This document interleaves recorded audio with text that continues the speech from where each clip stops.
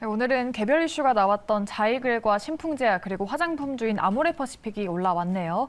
이 신풍제약은 코로나19 치료제인 피라맥스 임상 결과 발표가 임박했다는 소식이 들려오면서 어제 상한가 기록하고 추가적으로 급등했는데 오늘은 그 상승분을 모두 반납하고 하락으로 마감을 지었습니다. 과연 신풍제약이 다음 주에는 반등해 줄 수 있을지 두 분의 의견부터 열어보도록 할게요. 두 분 다 노를 주셨습니다. 워낙 그 물려있는 매물대가 많아서 하루 만에 좀 차익 실현이 나온 걸까요?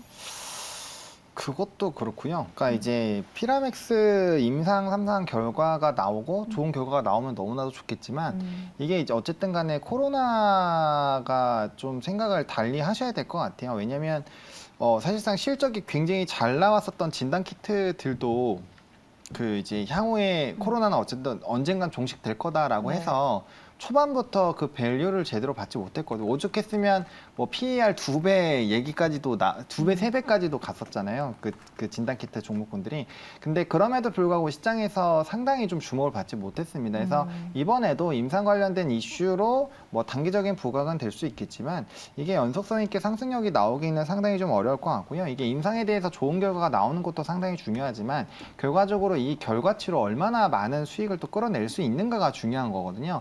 근데 최근에 코로나 걸린다고 해서 이 치료제를 과연 드시는 분이 있을까라는 물음표가 일단 생겨요. 왜냐하면 치료제에 대한 이 수요도가 확실히 높아지려면 네. 결국엔 치명률 자체가 굉장히 높아야 되거든요. 요즘엔 감기처럼 됐잖아요. 네, 감기처럼 됐고 이제 또 주변에 걸리신 분들이 최근에도 많이 있다 보니까 물어보니까 증상 자체는 이전보다도 더 많이 완화가 됐다고 맞아요. 해요. 거의 감기 수준이고 대신에 뭐 약간의 뭐 후유증이 있으신 분도 있고 없으신 분도 있고 그런 것 같더라고요. 그래서 근데 이제 치료제를 먹는다고 해서 무조건 후유증이 없다라는 또 보장도 없잖아요. 그렇죠. 그러니까 그런 부분으로 본다라고 한다면 과연 이게 얼마만큼의 의미가 있을까라는 생각이 들어서 현재 시점에서는 그냥 이런 임상이라는 이슈나 모멘텀으로서의 좀 시장에서 주목을 받으면 거기에 따른 단기적인 부분으로만 보셔야 될 것 같고 이미 2거래일 정도 급등이 나왔기 때문에 급등이 추가적으로 더 나온들 현재 시점에서 접근하는 거는 저는 상당히 리스크가 높다라고 판단이 들어서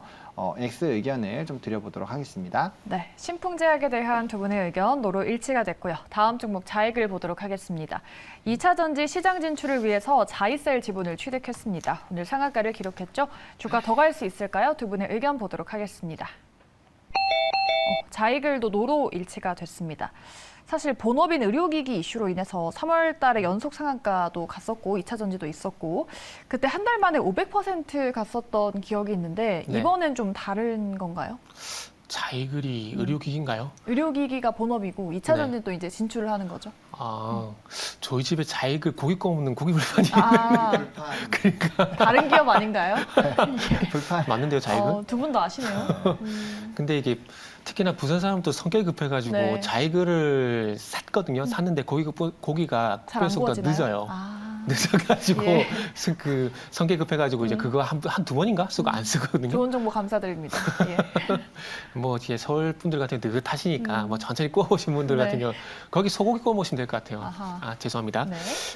일단은 말씀하신 대로 2차 전지 때문에 일단 오늘 반등이 나왔는데 제가 볼 때는 오늘 물론 그 조인트 벤처 이슈 때문에 상한가 간 부분도 있다라고 봅니다. 네. 그런데 우리가 오늘 2차 전지 얘기를 또 이슈에서 얘기했었잖아요. 그런데 여기 보시면은 에코프로가 12%, 뭐 에코프롬이 8% 이게 반등이 나오듯이 오늘 전반적으로 2차 전지 반등이 나서는 분위기였거든요. 그래서 제가 봤을 때는 오늘 전반적으로 2차 전지가 반등이 나서는 분위기가 만들어지고 있는 상황들 속에서 자이글 같은 경우는 또 자체적으로 조인트 벤처 이슈가 나오게 되면서 아마 상한가에 좀 안착이 된 게 아닌가라고 봅니다. 네. 그렇기 때문에 어쨌든 본격적으로 이게 뭐 계속 갈 이슈다라면은 뭐 만약에라도 월요일날 2차 전지가 식었을 때 이 이슈를 가지고 치고 나가게 된다라면은 뭐 자체적으로 좀 더 봐도 되지 않을까 생각이 들지만은 저 개인적으로는 방금 말씀드렸듯이 2차 전지 분위기에 얼떨결에 같이 조금 시세가 나온 것이 아닌가라고 좀 봐집니다. 그렇게 본다라면은 아마 단발성으로 끝이 나지 않을까 생각이 들고 네. 그리고 저는 그 조금 전에도 화면 나갔지만은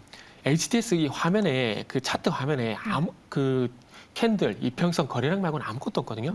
왜 그러냐면은 저는 보는 게 지금 말씀이 딱 두 가지예요. 캔들하고 거래량만 하고 그다음에 체결 강도라는 게 있는데 그 세 가지만 보고 판단을 해요. 근데 상한가 간 거 치고는 거래량이 너무 작아요. 네. 그게 본다라면은 만약에 뭐 월요일 쪽에 오늘보다 거래량을 더 많이 실어주게 되면서 힘을 실어준다면 모르겠지만 만약에 그게 아니라면은 오늘 거래량 가지고 이게 계속 치고 나갈 수 있을까라는 생각을 해보게 된다라면은 네. 우리가 소위 말하는 뭐 연상 요런 흐름들은 좀 힘들지 않을까라고 좀 말씀드리고 싶네요. 네, 알겠습니다. 특징주를 짚어봤고요. 공략주로 넘어가 보도록 하겠습니다. 두 분의 수익률이 워낙 좋으신데 앞에서 저희가 좀 시간을 많이 써서 공략주로 바로 넘어가 보도록 할게요. 두 분은 다음 주에 어떤 종목을 보고 계실까요? 두 분이 직접 골라온 공략주 바로 열어보도록 하죠. 딥노이드와 SPG입니다. 일단 딥노이드는 유상증자 이슈가 나오면서 급락을 했다가 좀 다시 약간은 올라와 준 것 같아요. 이 딥노이드 보게 되면 정말 네. 이제 아쉬운 종목이라고 말씀을 드리고 싶어요. 이 유상증자만 안 나왔으면이라는 정말 아쉬운 그런 생각이 좀 드는데 네. 그러니까 저는 이게 악재가 안 될 거라고 생각을 했어요. 왜냐하면은 이게 테마가 유행이잖아요. 네. 근데 그 제가 조금 전에 에코프로를 보게 되면서 하이드로리튬을 좀 말씀드렸잖아요. 근데 차트도 유행이라는 게 있어요. 그래가지고 비슷한 패턴이 반복되는 현상도 많이 나타나거든요. 근데 이게 왜 말씀드리냐면은 딥노이드 같은 경우에도 유상증자 이후에 주가가 좀 회복이 됐잖아요. 지금 결론적으로. 만약에 회복이 안 됐다면 제가 이런 말씀 못 드리는데 자, 최근에 SK이노베이션 시세가 되게 강했었잖아요. 근데 이게 요 종목도 마찬가지로 유상증자 6월달 유상증자 발표 이후에 주가 꺾였다가 다시 그 다 회복시켰거든요. 네. 그러니까 이 딥노이드도 마찬가지라고 봅니다. 그러다 보니까 이게 7월 14일에 굳이 유상증자로 왜 이렇게 주가가 빠졌지라는 그런 아쉬움이 상당히 큰 종목이라는 거죠. 그렇기 때문에 유상증자 따위는 이제 별로 이렇게 이슈가 되는 것들이 아니라고 좀 봐야 될 것 같고, 그리고 국내적으로 보게 된다라면은 이제 네이버 같은 경우는 하이버 클로바인가요? 하이버 클로바 네, X 맞아요. 이게 8월 달에 이제 나올 예정이고, 그리고 LG 같은 경우도 엑사원 2.0 그리고 이제 아마존 같은 경우도 그 AI가 결합된 헬스 스크라이브를 이제 공개를 하거든요. 이것도 마찬가지 AI예요. AI인데 이게 공통점이 다 이제 AI 헬스케어라 해야 될까요? 이게 다 엮여 있거든요. 그러다 보니까 LG도 그렇고 뭐 네이버도 그렇고 이런 종목들 같은 경우는 단순히 이런 이슈로 주가 가기 힘들거든요. 그러다 보니까 그 낙수 효과로 인해 가지고 그 AI 영상 진단 쪽이 반응을 할 수밖에 없습니다. 그러다 보니까 오늘 같은 게 딥노이드라는 종목이 그래서 반응을 했다라 보시면 좋을 것 같은데, 어쨌든 그런 거 이전에 네.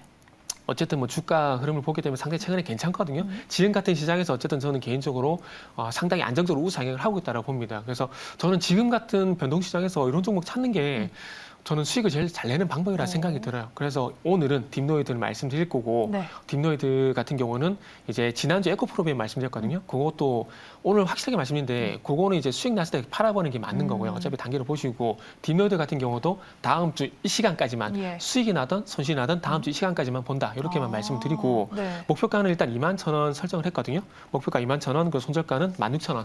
이렇게 좀 말씀을 드릴게요. 네, 투자 기간 일주일로 딱 정해주셨네요. 딥노이드 목표가 21,000원 설정해 주셨습니다. 다음으로 본부장님은 SPG 가져오셨습니다. 로봇주.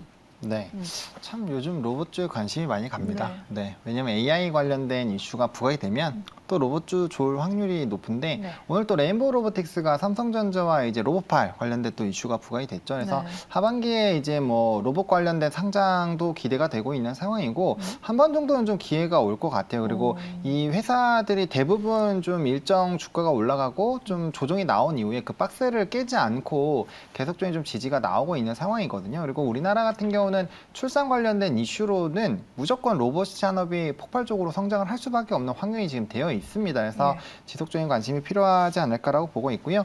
뭐 아무래도 감속기 부분에서 독보적인 지위를 가지고 있는 게 이제 SBB테크나 SPG인데, SPG 쪽이 하모닉 감속기에서는 또 더 매력적인 지위에 있는 상황이거든요. 그래서 그런 부분을 봤을 때 SPG를 조금 접근을 해놓으시면은 좀 좋지 않을까라는 생각이 들어서 이 종목을 좀 선택을 하겠고요. 네. 매수 같은 경우 이제 박스권 하단 라인에서 좀 하시면 될 것 같습니다. 뭐 28,000원에서 3만 사이에서 1차적으로 모아가시면 될 것 같고, 1차로 35,000원을 보고 있긴 한데 요 라인 오면 한 4만 원까지는 상반 열어놓고 1차, 2차 보시면 좋을 것 같고, 로봇의 시대가 오면 아마 신고가 랠리 나올 확률이 상당히 높습니다. 그래서 3차로 5만 원까지 3차까지 좀 보시면 좋을 것 같고, 손절 라인 같은 경우는 27,000원으로 제시를 드리겠습니다. 네.